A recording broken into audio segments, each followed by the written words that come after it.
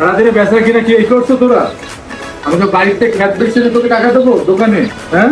তা ঠিক মতো কাজ কাম কর। এত ব্যবসা তোমার লাটে উঠছে। এলাকার খবর কি? আচ্ছা, তোমার আমি 5 মিনিট পরে ফোন দিচ্ছি। হ্যাঁ, রাখো। কালকে রাত্রে এক ছোট ভাই আইছিল চান্দা নিতে, ওই দেখো এখন বড় ভাই আইছে চান্দা নিতে। তোরা বেচা কিনা যে অবস্থা, এই অবস্থায় চান্দা দেওয়া যায়?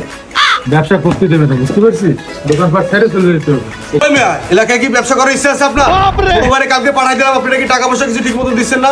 এলাকার ফলাফল চালানো লাগে, আপনি একটু বোঝেন না? যদি ব্যবসা করার ইচ্ছা থাকে ঠিক মতো টাকা পয়সা দিন, আর যদি না করার ইচ্ছা থাকে তাহলে গাড়ি বস্তা এক করে বাড়ি চলে যায়। ভাই কালকে আইছিলাম টাকা নিতে, দোকানের পোলার টাকা দেয় না আমাকে। কোন পোলাটা টাকা চাই না? দেখা তো আমার দুইটার ভিতরে একটা নেই, দেয় না কিনা টাকা আমার একটু দেখা।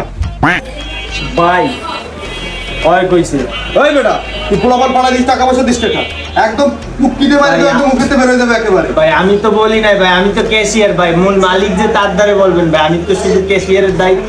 ভাই বেচা কেনার অবস্থা তো খারাপ ভাই, প্রত্যেক মাসে যা পারি তাই তো দিয়ে পাঠাই দিই পোলাপানের কাছে। তুই মাস টাস বুঝি না, পোলাপান পাড়াই দেবো, টাকা যা চাবে তাই দেবেন, নাইলে ব্যবসা করতে পারবেন না এই জায়গাটা। ভালোভাবে কথার জন্য মাথায় রাখতে হয় আপনার। ভাই চান্দা তো প্রতি মাসেই দিই ভাই।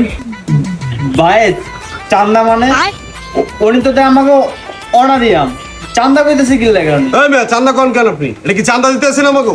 ভাই কিছু খাইলো রে, আগে দেয়া লাগতো গোপনে, এখন দেয়া লাগে ওপেনে। ওপেনে আর গোপনে কিছু বুঝি না। রাত্রে ছোট বাইরে পাঠাই দেবানি, রাত্রে টাকা ঠিক মতন দিয়ে দেন, আর না হলে কালকে সকালবেলা আপনার শাটারে তালা লাগাই দিয়ে চলে যাবো।